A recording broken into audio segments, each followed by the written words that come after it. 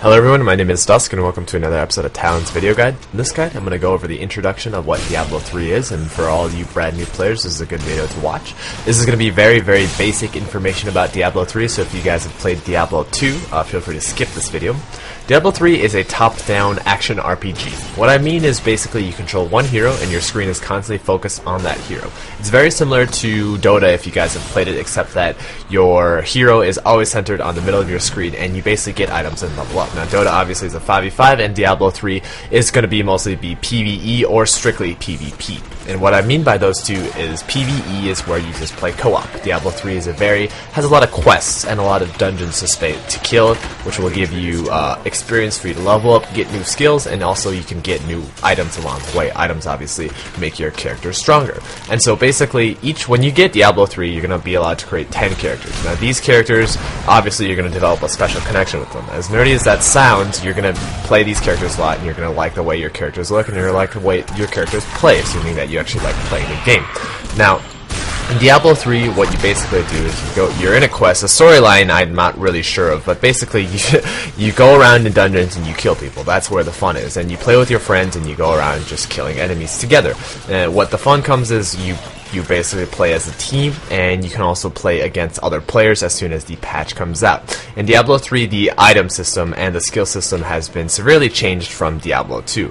And so, if you guys haven't played an RPG before, basically, you kill enemies to gain experience. With that experience, you gain levels. With levels, you gain skills. And each time you level up, you automatically gain a skill. It's been changed severely from Diablo 2 for some reason, where you can't really put any points into strength, dexterity, vitality, or mana or energy or whatever it's called anymore, and it just automatically gives you those points.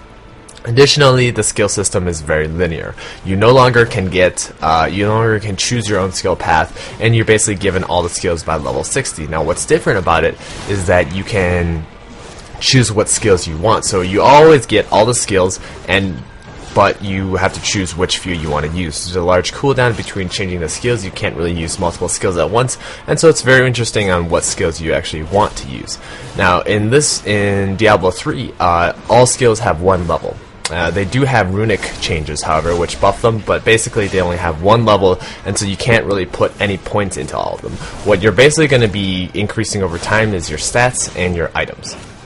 Now, you have room for 4 abilities each time, with 4 active abilities, and you can also have a spender and a generator of fury or mana.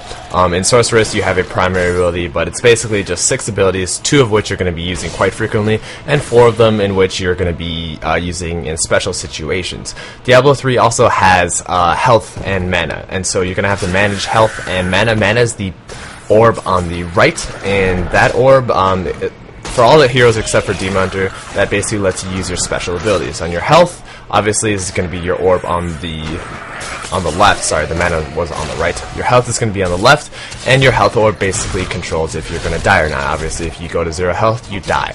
In Diablo 3, they changed a lot of the item systems, which I like. You automatically pick up gold, and also if you walk over health globes, they automatically give you health. You don't have to pick up potions and use them. You just simply walk over these glowing red spheres on the ground, and you automatically pick up health compared to the previous game, which I like a lot.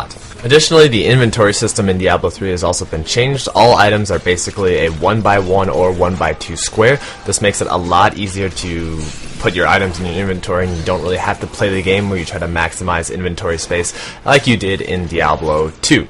Additionally, your stash is shared between all your characters, and so that makes it really easy for you to transfer items between characters, and there's a lot more places where you can get armor. There is head armor, shoulder armor, torso armor, which is like, chest armor, wrist armor, and hand armor. Wrist armor and hand armor are different, actually, and I didn't know this when I first played the game, but in wrists you can get bracers, and in hands you can get gloves. There's also waist armor, belt standard, leg armor for pants, feet, jewelry, and offhand and special follow armor that you can get. Offhand and main hand are basically the same thing, left and right hand, and Barbarian obviously you can still use 2 one-hit items, which is great. Aside from that, there's really not that much difference.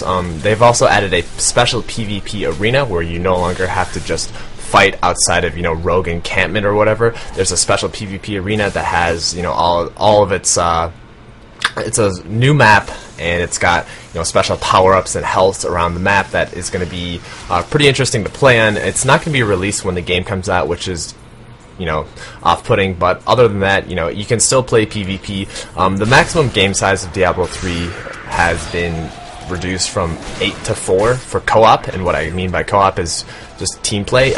You no longer have to be in parties.